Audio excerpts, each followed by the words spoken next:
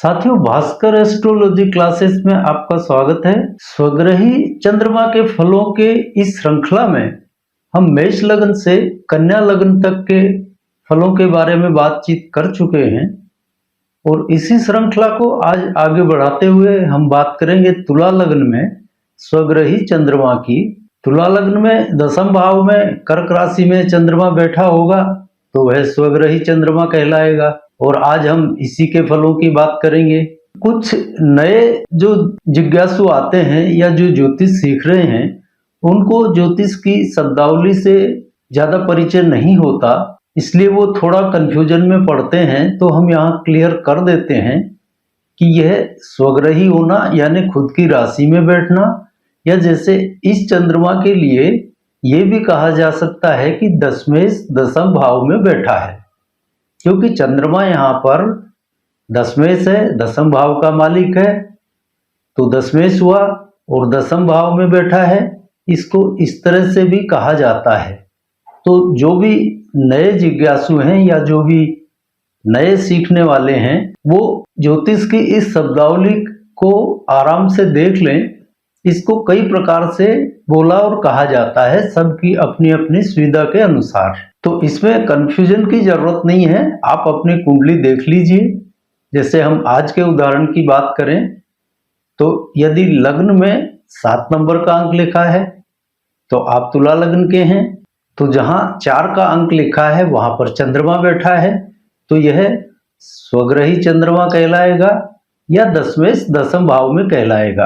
और आज हम इसी के फलों की बात करने जा रहे हैं। यहाँ आप देख रहे हैं कि चंद्रमा की उच्च राशि वृक अष्टम भाव में है और अपने उच्च राशि से इसकी दूरी तृतीय भाव की है।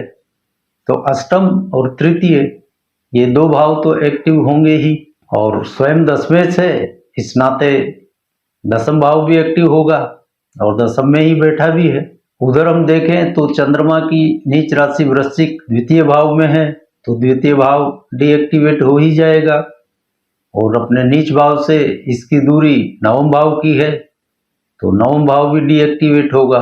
तो कुल मिलाकर हम देखें तो तुला लग्न में दशम भाव स्थित चंद्रमा मुख्य रूप से तृतीय, अष्टम और दशम ये 3 भाव एक्टिव कर देता है और द्वितीय और नवम ये 2 भाव डीएक्टिवेट कर देता है। तो इसके परिणाम स्वरूप होता क्या है कि यह जातक जिद्दी, क्रोधी और पूरी तरह से हठी स्वभाव का होता है। तर्कशील होगा, जिज्ञासु भी होगा और जो भी निश्चय कर ले उसको पूरा कर डालता है, यानी जो ठान लिया वह करके मानेगा। खाने पीने का भी शौकीन होता है, ठोस आहार का शौकीन होता है। छोटे भाई बहन अनुजों से इसके संबंध भी अच्छे रहते हैं, उनसे प्रेम भी करता है, पर घर के बड़े बुजुर्गों से इसके संबंध ठीक नहीं रह पाते हैं। इस चंद्रमा के दशाकाल में स्वार्जित संपत्ति का सुख नहीं मिल पाता है।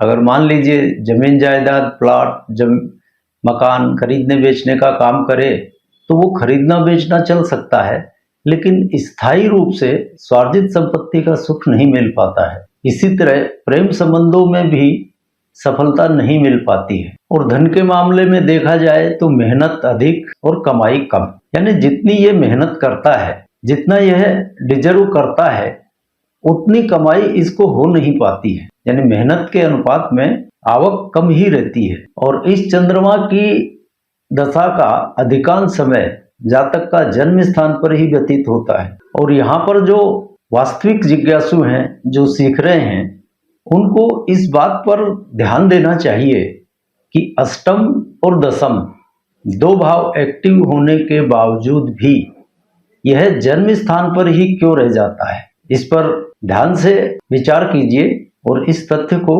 खोजिए।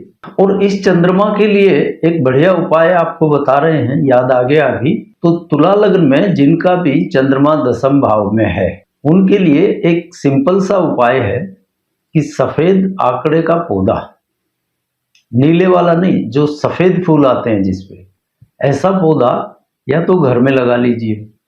और मान लीजिए कि घर में जगह नहीं है, आजकल ज्यादातर लोग फ्लैट में रहते हैं, तो फ्लैट में गमले में भी लगा सकते हैं सफेद आंकड़े का पौधा। बस ये लगा लीजिए, इस चंद्रमा के फलों में आपको बहुत कुछ शुभता बढ़ती दिखाई देगी, दुष्फल इसके कम हो जाते हैं। यह एक रामबाण उपाय है, तो जो भी जरूरतमंद हैं वो इसको करके देखें। अब हमने चैप्टर 251 में आपसे एक सवाल पूछा था। चैप्टर 251 यानी सिंह लग्न में चंद्रमा द्वादश भाव वाले चैप्टर में, तो अब उसके बारे में बात कर लेते हैं। तो इसके उत्तर के रूप में हमको दो उत्तर दिखाई दे रहे हैं। ये पहला उत्तर है सुश्री सवितेश गुरुनानी जी का। प्रणाम सर, चंद्रमा की उच्च राशि दशम में है तो दशम एक्टिवेट हुआ और इससे अगला भाव अर्थात एकादश डीएक्टिवेट हुआ, फलस्वरूप हुआ चाचा ताऊ बड़े भाई से संबंध खराब। चौथा भाव डीएक्टिवेट है तो इच्छित कार्य नहीं होंगे। चंद्रमा स्वराशि में बैठकर लग्न खड़ा कर रहा है और सप्तम डीएक्टिवेट, विवाह नहीं हो पाएगा। अब चतुर्थ डीएक्टिवेट है, फलस्वरूप पंचम एक्टिवेट होगा तो जातक का मन अपना व्यवसाय करने का होगा। लेकिन आपने एक बार बताया था कि द्वादशेश की दशा में नौकरी सही रहती है। तो ये जवाब दिया है सवितेश जी ने। तो सवितेश जी, आपने बहुत बढ़िया प्रयत्न किया और इससे ऐसा लगता है कि आप गंभीरता से इस विषय को समझ रही हैं। अब यहाँ आपके जवाब के उत्तर में मैं यह कहना चाहूँगा कि चतुर्थ भाव को आपने इच्छित कार्य पूर्ण नहीं होने के लिए जिम्मेदार माना, क्योंकि चतुर्थ डी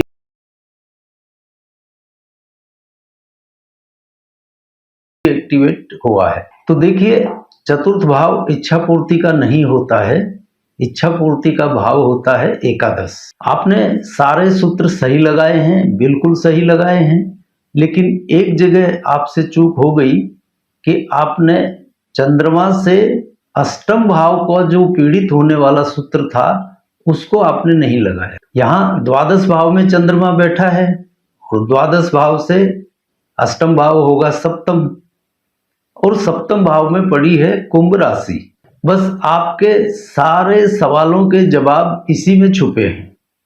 यहाँ पर कुंभ राशि ही माध्यम बन जाएगी, कुंभ राशि यानी एकादश भाव, और सप्तम यहाँ पर कमजोर होगा। फिर आपने पूछा है कि हमने पहले कभी बताया था कि द्वादशेश की दशा में नौकरी करना अच्छा रहता है। तो देखिए, द्वादश भाव एक्टिव हो या द्वादशेश हो, ये नौकरी के भाव एकादश से दूसरे हो जाते हैं।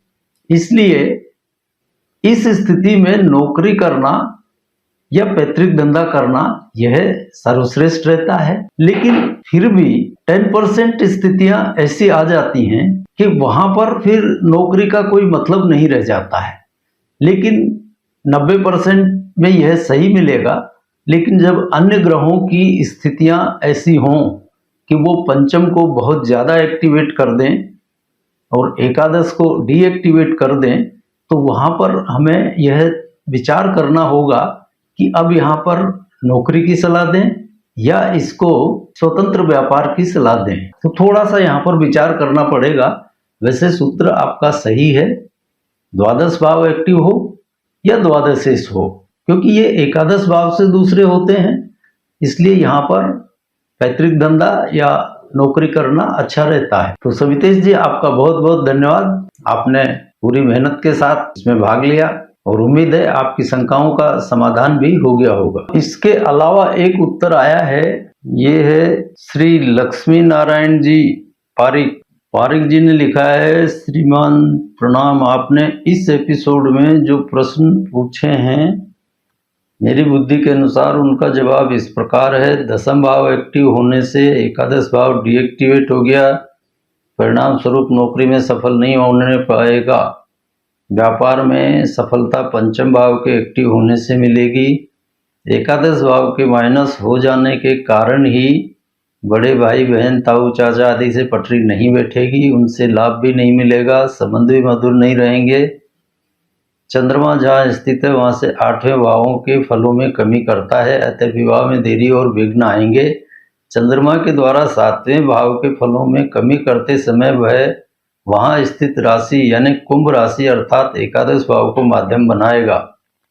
इच्छित बातें पूरी नहीं होगी, यह भी एकादश भाव के माइनस होने का ही परिणाम है।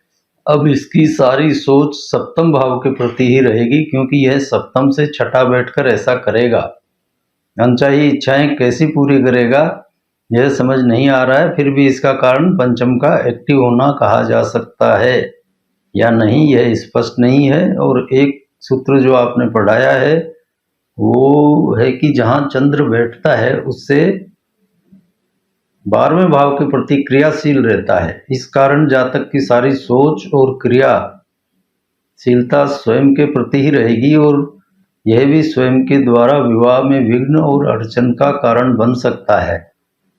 कहने को तो अंतिम दो बातें लिखी हैं, किंतु स्पष्ट नहीं है। सूत्र तो सही है, लेकिन यहाँ फिट होंगे या नहीं पक्का नहीं है, क्योंकि बिना चाही इच्छाओं की पूर्ति को किस भाव से देखना है यह स्पष्ट नहीं है।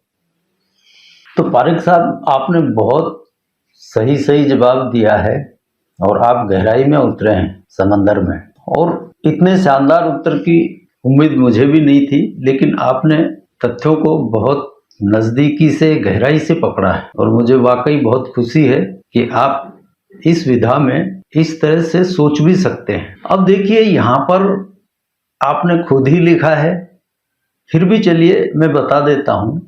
यहाँ चंद्रमा सप्तम को पीड़ित कर रहा है और सप्तम भाव में है कुंभ राशि। अब इसका मतलब ये हुआ कि सप्तम को यह चंद्रमा एकादश भाव के माध्यम से ही खराब करेगा। ठीक है, तो यहाँ ध्यान रखिए, माध्यम है एकादश भाव और इच्छाओं की पूर्ति का भाव भी एकादश ही है, और यहाँ पर चंद्रमा को खराब करना है सप्तम भाव को और माध्यम बनाएगा उसके लिए एकादश भाव। यानी चंद्रमा को यहाँ माध्यम सिर्फ एकादश भाव ही मिलेगा यदि सप्तम को खराब करना है तो। अब एकादश भाव यानी इसकी इच्छाएं, तो सप्तम यानी विवाह के लिए जातक की इच्छाएं इतनी अधिक हो जाती हैं कि उसे कोई जीवन साथी जल्दी से पसंद ही नहीं आता। ऐसा इसलिए होता है क्योंकि उसकी इच्छाएं और बढ़ती जाती हैं।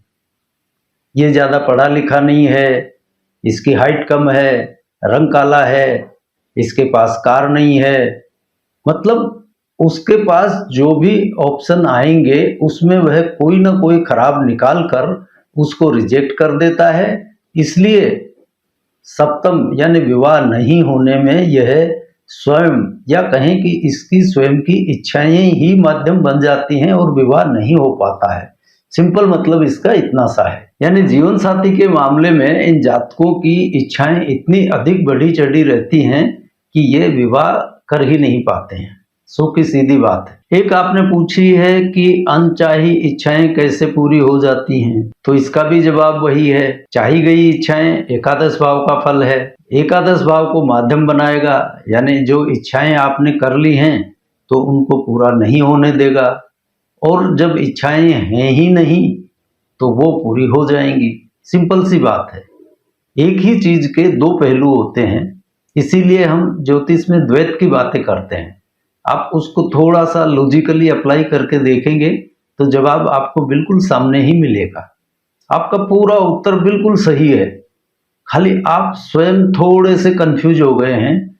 यदि आप उनको खुद विचार करके देखेंगे तो आपके उत्तर में ही आपका उत्तर छुपा है। कंफ्यूज नहीं हो, इसी तरह से करते रहें। तो पारिक साहब और सवितेश जी, आप दोनों ने बहुत बढ़िया, दिल खुश करने लायक जवाब दिया है। आप दोनों से निवेदन है कि आप इसी तरह मेहनत करते रहें और परमात्मा की कृपा आप पे बनी रहे। और इसी के साथ आज के चैप्टर को विराम देते हैं और अगली बार मिलते हैं नए विषय के साथ। तब तक के लिए जय जय सिया राम।